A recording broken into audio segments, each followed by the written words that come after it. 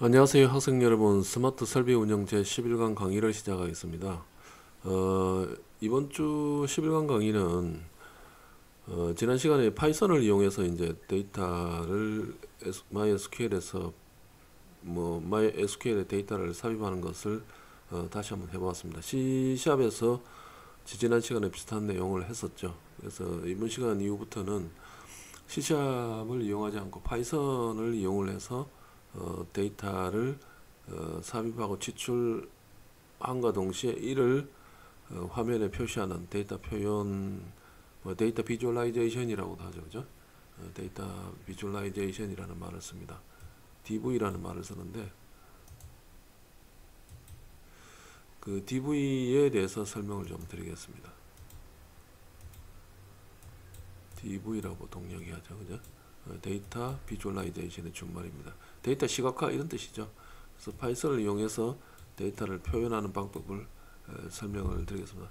약간 좀 이론적인 내용이 들어가 있는데 분량을 어떻게 예측을 할 것이냐, 보통 이제 모델이라고 하는 컴퓨터 프로그램을 만들어서 또는 알고리즘을 만들어서 예측을 합니다. 이제 이 모델이 이제 실제하고 똑같이 기능을 한다고 가정을 하고 컴퓨터 시뮬레이션이라고 하는 방식으로 컴퓨터 프로그램으로 이제 미래의 분량이 날 가능성, 분량이 어느 정도 날 것이냐 이런 것들을 예측을 하고 평가를 합니다.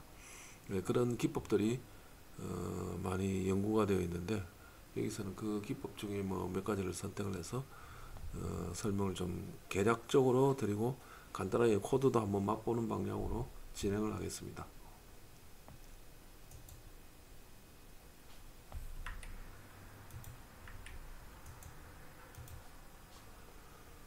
제조 실행 시스템이라고 이제 여러분들도 많이 들어보셨을 것 같은데 MES라고 보통 이야기를 하죠. 제조 실행 시스템이라는 용어를 많이 씁니다. 요즘은 이렇게 이제 스마트 팩토리에서 전체적으로 공장을 관리하는 시스템을 MES라고 많이 합니다. ERP라는 것도 있죠, 그죠? ERP.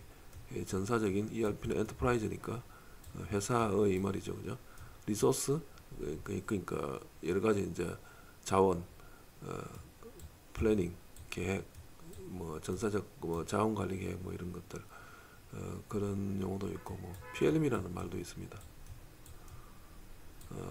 프로덕트 라이프 사이클, 그러니까 제품 수명 주기 관리 기법들 이런 것들을 요즘은 스마트 팩토리에서 많이 설명을 드리는데 생산 공정 입장에서 이제 설비하고 관련되고 설비에 이제 제품을 만들기 위해서는 재료도 투입돼야 되고 공구도 투입돼야 되지 않습니까? 기계 장비가 있어야 되니까. 그래서 기계 장비가 쭉 늘어선 인라인 방식도 있고 중간중간에 뭉쳐있는 배치 방식도 있습니다. 배치 방식은 A하고 B하고 C하고 이렇게 무인차라든지 아니면 사람이 이렇게 운반을 해주고 요 공정 A, 공정 B, 공정 C에서 작업을 하고 또는 필요하면 다시 또 A 와서 작업을 하는 이런 방식을 배치 프로세스라 하고 컨베어를 쭉 깔아가지고 그죠? 또는 다른 방식으로 물류를 일원화시켜서 쭉 흘려가면서 기계가 배치되어 있는 기계가 A, B, C 이렇게 작업을 해나가는 방식을 인라인 방식이라고 합니다. 어느 방식이든 간에 그 MES 시스템에서 MES 시스템은 컴퓨터 시스템이에요. 컴퓨터 시스템에서 데이터를 스마트 팩토리라는 것이 이제 데이터를 다 받아가지고 그 데이터로부터 우리가 이제 그 분량 예측이라든지 품질 관리를 할 때는 식스시그마라든지 하는 기법으로 직원들이 모여가지고 그죠? 아이디어도 내고 어떤 게 문제가 될 것인가도 예측을 하고 하는 것, 그리고 이제 표로 그리고 이제 설명도 하고 했었는데 이런 것들을 컴퓨터 프로그램으로 하자는 거죠. 그리고 요즘 점점 이제 AI가 활성화되다 보니까 AI 기법들을 좀 도입을 해가지고 여기서도 간단하게 설명은 나옵니다. AI 기법들을 도입을 해서 스마트 팩토리를 조금 더 업그레이드 시키자 그런 뜻입니다. 그래서 공장 자동화에서 실시간으로 데이터를 수집, 분석, 예측하는 데 중점을 둔다 해서 수집은 지난번에 했었죠, 그죠? MX 컴포넌트로 PLC에서 데이터를 수집하는 방법을 설명을 드렸고 데이터를 일단은 보관을 했습니다. MySQL에. 이번에 이제 분석하는 거죠. 그죠? 분석 예측하는 기법을 간단하게 맛을 보이겠습니다. 일반적으로 이제 MS 시스템에서는 공정 데이터, 이제 공장의 데이터를 프로세서의 데이터를 기반으로 그죠? 분량을 예측을 합니다. 분량을 예측하고 그렇게 함으로써 이제 공정의 제어를 최적화하기 위해서 제일 생산에 효율적으로 만들기 위해서 여러 가지 모델 기법, 이거는 이제 컴퓨터 프로그램 기법들이죠. 기법들을 활용을 합니다.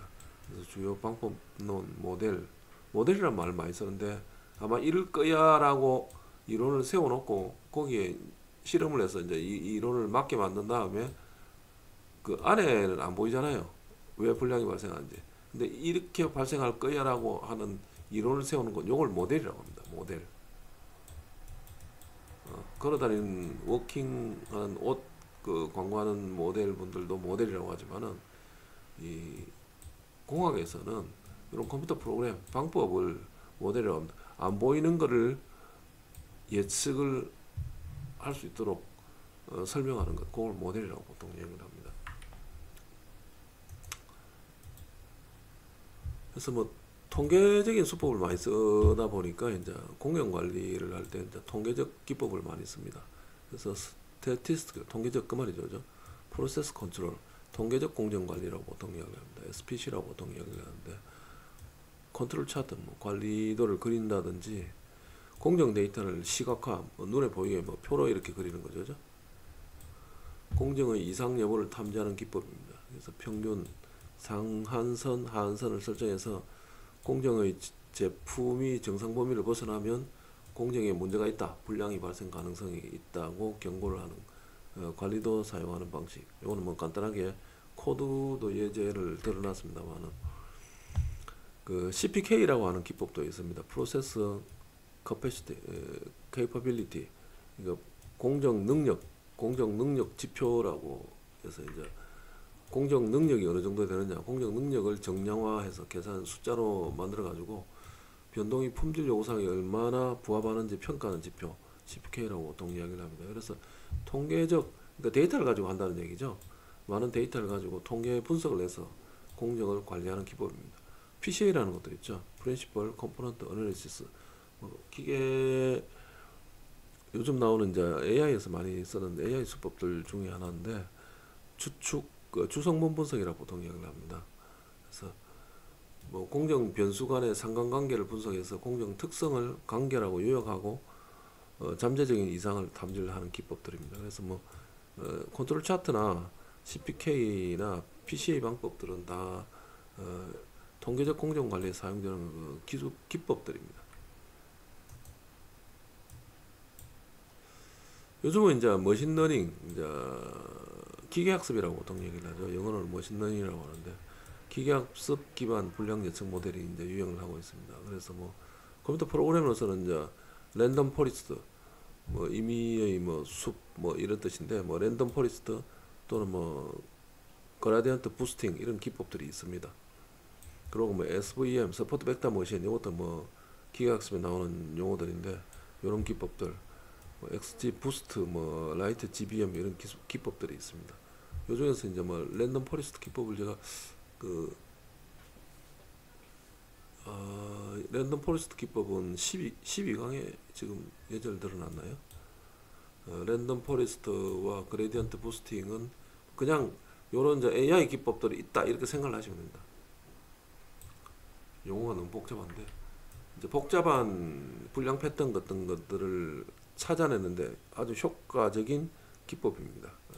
그래서 MS 시스템에서는 공정 변수를 입력으로 받아가지고 학습된 모델이 불량 확률을 예측을 하도록 합니다. 이러한 변수, 뭐 온도, 압력, 뭐 이런 것들을 그 변수로 받아가지고 요런 경우에 요런 불량이 날 거야라고 이제 그 불량 난 현상을 보여주고 학습을 시킵니다. 교육을 시킨 다음에 이 머신러닝이라는 게 러닝이라는 게 학습이라는 뜻이잖아요. 학생들을 교육하는 그겁니다.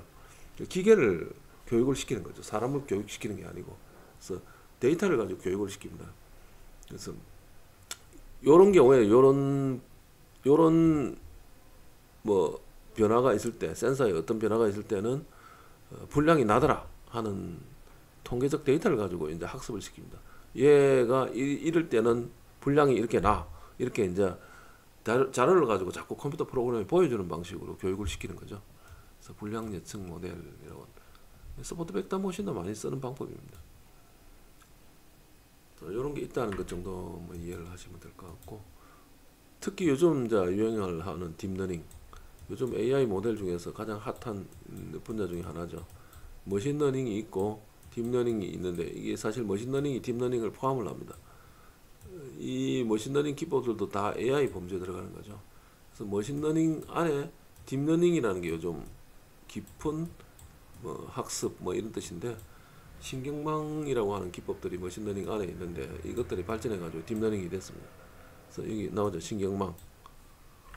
그래서 복잡한 패턴을 학습하는 능력이 있습니다, 얘는. 그래서 차원이 많은, 그러니까 온도, 압력, 뭐 습도 뭐 이런 이제 변수가 여러 개인 이런 뜻입니다. 공정 데이터를 사용해서 분량 예측에 사용을 합니다. 다층 퍼셉트론, 순환 신경망을 쓴다, 뭐 이런 거 정도만 이해를 하시면 되고, LSTM, 롱 셧다운 메모리 뭐 이런 것도 공정 데이터가 이제 시간에 따라서 달라질 때 시계열 패턴을 학습하는데 LSTM이라는 기법을 쓴다, 이렇게 이해를 하시면 될 것 같습니다. 예방 유지 보수 기법은 MS 시스템에서는 분량 예측뿐만 아니라 설비의 이상 상태를 사전 감지를 해서 분량을 줄이기 위한 예방 목적의 유지 보수 모델도 사용을 합니다. 데이터를 실시간으로 분석하고 고장 발생 가능성은 이제 예측을 해서 분량을 예방하는 데 도움을 주죠. 당연히 이제 머신러닝 모델이나 딥러닝 모델을 씁니다. 그래서 이제 뭐 분량 예측, 설비의 이상 상태 사전 감지 이런 게 중요하다는 거죠. 그래서 뭐 분량 예측 프로그램 맛보기인데요.